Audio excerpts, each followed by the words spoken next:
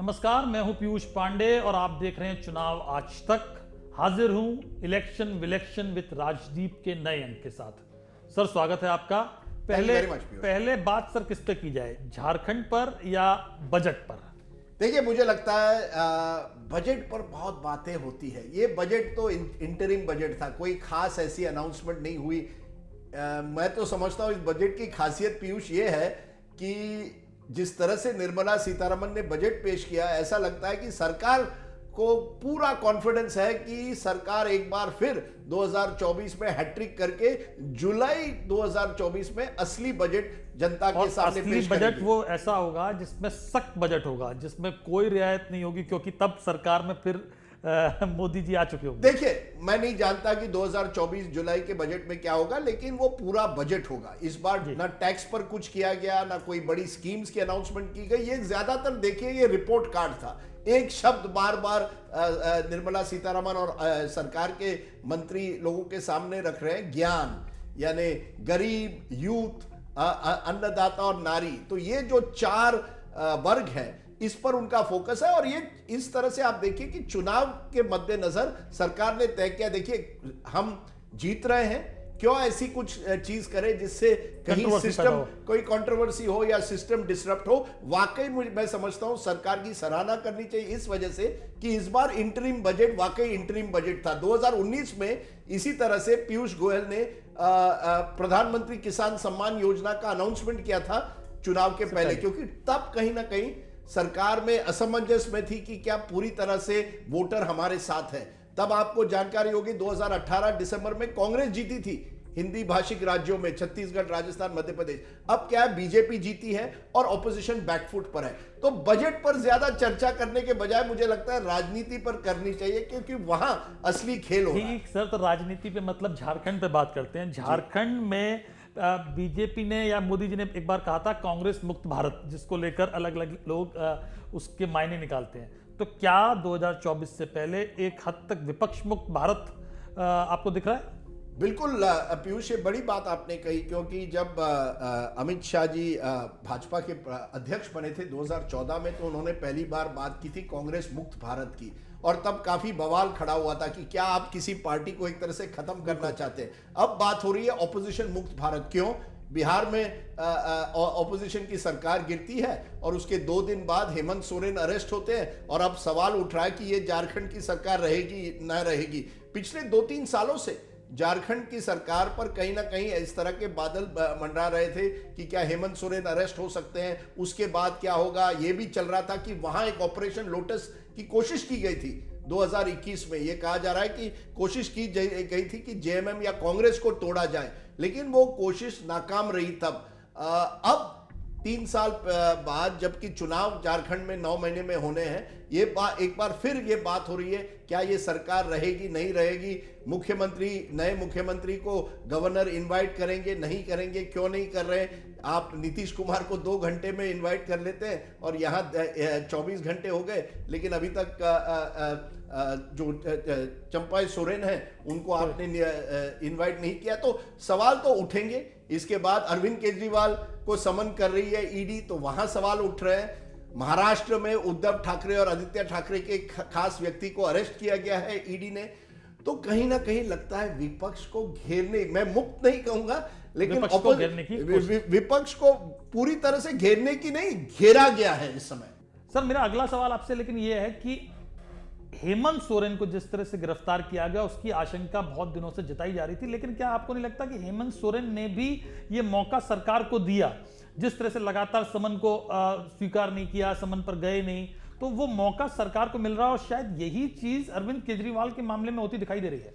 देखिए, 2 बातें हैं। पहली बात तो यह है, हेमंत सोरेन पर जो इल्जाम लगे हैं वो ऐसा है कि ईडी ने काफी मशक्कत के बाद, कई लोगों की इंटरोगेशन के बाद, कई लोगों से पूछताछ के बाद उन पर ये केस लगा है। ये ऐसा नहीं है कि केस कहीं हवा से आया है, वाकई जमीन पर जो लैंड स्कैम्स हैं, उस पर अलेज लैंड स्कैम्स हैं, उन पर सवाल उठ रहा है और हेमंत सोरेन को उन सब सवालों का जवाब देना पड़ेगा। तो एक बात हुई कि आप ईडी के पास हेमंत सोरेन के खिलाफ प्रमाण है। दूसरी बात ये रहती है कि क्या उन्होंने इंटरोगेशन की ईडी के सामने पहले जाना चाहिए था या बाद में, इससे कोई ज्यादा फर्क नहीं पड़ता। उनको जब अरेस्ट करना है तो अरेस्ट होने थे, अगर वो नहीं भी अगर वो जाते भी तो शायद अरेस्ट होते। सवाल उठता है टाइमिंग का। देखिए ये लास्ट 1 महीना है, उसके बाद तो कोड ऑफ कंडक्ट आ जाएगा। आपने पिछले हफ्ते नीतीश कुमार को एक बार फिर एनडीए में लाया, अब हेमंत सोरेन को अरेस्ट करके एक मैसेज जा रहा है, पूरे विपक्ष को जा रहा है कि आप सब बच के रहिए। आज हेमंत सोरेन है, कल कौन जाने अरविंद केजरीवाल हो सकते हैं। तो एक भय का माहौल, एक ये माहौल बनाने की कोशिश है कि विपक्ष जो है वो बिल्कुल अब बैकफुट पर है, क्योंकि ये वो राज्य है जहां अभी भी विपक्ष की सरकारें हैं। तो हेमंत सोरेन जाते नहीं जाते उससे कोई फर्क नहीं पड़ता। मेरा दूसरा सवाल आपसे जो महत्व पॉइंट है पीयूष, वो ये है कि आप हेमंत सोरेन को अरेस्ट करते हैं, चलिए ठीक है। क्या आप मुझे कह रहे हैं जब अजीत पवार विपक्ष में थे महाराष्ट्र में, तब सवाल उठे थे उन पर एक कोऑपरेटिव बैंक स्कैम को लेकर, तब सरकार, क्या प्रधानमंत्री खुद कह रहे थे कि ये भ्रष्ट है। अब क्या हुआ उस केस का? क्या ये जो वॉशिंग में, एक तरफ विपक्ष की बात को आपको मानना पड़ेगा, वॉशिंग मशीन की उनकी बात में दम है, दूसरी तरफ सरकार की बात में दम है कि ये जो विपक्षी नेता है उनके खिलाफ जो आरोप है वो गंभीर है, वो कोई हवा से नहीं आए। तो दोनों तरफ से, एक तरफ सिलेक्टिव प्रोसिक्यूशन चल रही है, दूसरी तरफ जो करप्शन के चांसेस है वो गंभीर है। नहीं तो आपने साफ साफ सर कह ही दिया कि सिलेक्टिव एक तरफ है और दूसरी तरफ गंभीर आरोप है। अगर गंभीर आरोप है तो फिर विपक्ष का हल्ला मचाना लोगों की नजर में उसका कोई महत्व नहीं है, क्योंकि अगर लैंड स्कैम में फंसे हुए हैं हेमंत सोरेन और अरविंद केजरीवाल, शराब घोटाले में अगर उनका नाम है और अगर ईडी के पास प्रूफ है, तो फिर उनकी बात जो है, उनका आरोप है कि सरकार हमको, ये तो सही बात है। अगर भाई मेरी फैमिली का कोई आदमी है तो मैं उसके खिलाफ तब तक कार्रवाई नहीं करूंगा जब तक मुझ पर इतना प्रेशर ना हो जाए कि मुझे करना है। बिल्कुल सही आपकी बात है। देखिए जनता जो है ना, आपको यही अरविंद केजरीवाल 2011 में इंडिया अगेंस्ट करप्शन की मूवमेंट हुई थी, वो कहते थे सब नेता चोर हैं। एक मध्यम वर्गीय समाज में तो खासकर की ये बात हो गई, ये तो नेता की जब पकड़े जाते हैं कुछ ना कुछ चोरी होगी। बिल्कुल। तो ये जो एक माहौल बना है उसका एडवांटेज बिल्कुल सरकार ले रही है। मेरा ये कहना है कि आप आज मुझे कह रहे हैं हरियाणा में कोई करप्शन नहीं है, मध्य प्रदेश में नहीं है, कि जहां बीजेपी सरकारें हैं वहां कोई, उत्तराखंड में नहीं है, गोवा में नहीं है। क्या करप्शन केवल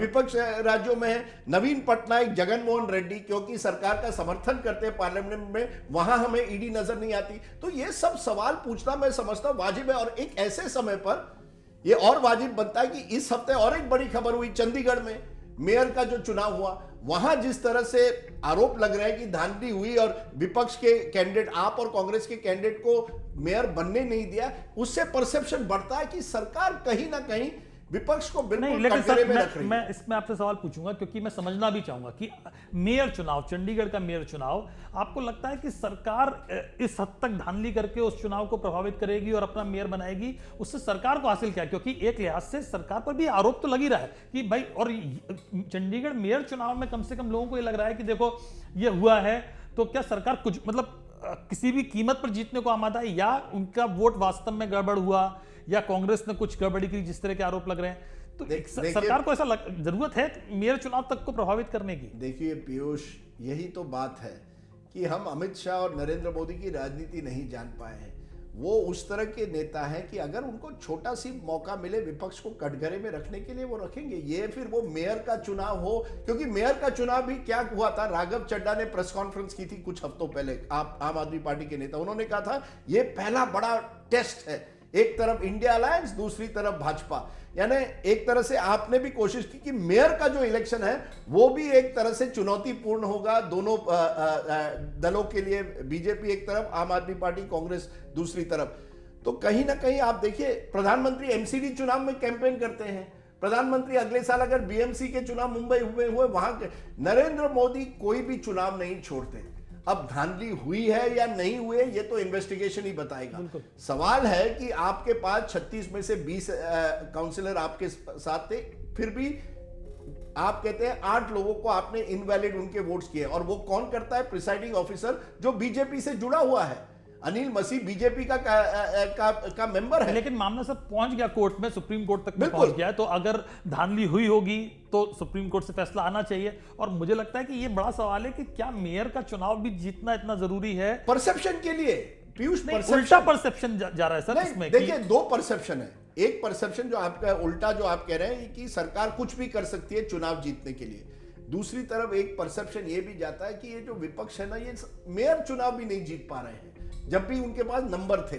तो कहीं ना कहीं इन दो परसेप्शन में बीजेपी अब मुझे लगता है कोई मौका नहीं छोड़ना चाहती, जो भी हो अगले 2 महीनों में करना है विपक्ष को कटघरे में रखने के लिए। लेकिन क्या ये मुद्दा जैसे हेमंत सोरेन की गिरफ्तारी है या अरविंद केजरीवाल के खिलाफ कोई कार्रवाई अगर होती है भविष्य में, ये चुनावी मुद्दे हैं क्या जनता को इस बात से असर पड़ेगा कि देखिए आपने चुनाव से पहले इस तरह से मुख्यमंत्रियों को गिरफ्तार किया, या जनता जिस भाव में है इस वक्त उसको लग रहा है कि अगर आप, जैसा कि आपने भी कहा कि भाई इनके खिलाफ प्रूफ था हेमंत सोरेन के खिलाफ, तो जनता कह रही है ठीक है, इसमें क्या दिक्कत है? बिल्कुल, मुझे लगता है जो माहौल बना है देश में, 3 राज्यों की जो बड़ी जीत बीजेपी की हुई, उसके बाद राम मंदिर जो अयोध्या में बन रहा है, उसके बाद सरकार को लगता है मोदी जी की लोकप्रियता एक ऐसे लेवल पर है कि जनता उनके खिलाफ कुछ सुनना नहीं चाहती है। अगर कोई भी कहे कि मोदी जी या अमित शाह जी या खास करके मोदी जी की पार्टी या मोदी जी ने कुछ धांधली की है चंडीगढ़ मेयर में, लोग सुनना नहीं चाहते। लोगों ने, मुझे लगता है इस बार मैं कहूँगा ज़्यादातर जो मोदी जी को एक बार फिर चुनना है, उनके जो हार्डकोर वोटर्स 37% जो लास्ट टाइम मिला था, वो अभी भी मोदी जी के साथ है। कोई भी ऐसा प्रमाण मुझे नहीं मिल रहा है जिससे ऐसा लगता है कि लोग मोदी जी से हट रहे हैं। जब आपकी लोकप्रियता इतनी है तो फिर जनता कहती है यार नहीं, हम तो मोदी जी को चाहते हैं। ये फर्क है 77 में जब इंदिरा गांधी हारी थी, तब उत्तर भारत में धीरे धीरे एक आक्रोश, एक गुस्सा बना था। अब कोई गुस्सा नहीं, लेकिन सर 1977 में सारी विपक्षी पार्टियां, लेफ्ट और जनसंघ सब साथ आ गए और उन्होंने हराया इंदिरा गांधी को। इस बार तो इंडिया गठबंधन का जो हाल है उसमें अभी तक, यानी चुनाव का अनाउंसमेंट होने वाला है, पता ही नहीं है कि साथ है कि नहीं है। देखिए क्या हो रहा है, एक राहुल गांधी अपनी न्याय यात्रा कर रहे हैं, वो अपनी एक ट्रिप पर हैं, वो खुद जो वहाँ कर रहे। मैंने प्रशांत किशोर का इंटरव्यू किया कुछ दिनों पहले, उन्होंने बड़ी अच्छी बात कही। उन्होंने कहा ये समय आपको दिल्ली में रहकर आपके जो सीट शेयरिंग है, सीटों का बंटवारा है, ऑर्गेनाइजेशन है, संगठन है, उस पर फोकस कीजिए। ये कहाँ आप इन बाकी चीज़ों में पड़े। तो राहुल गांधी वहाँ है।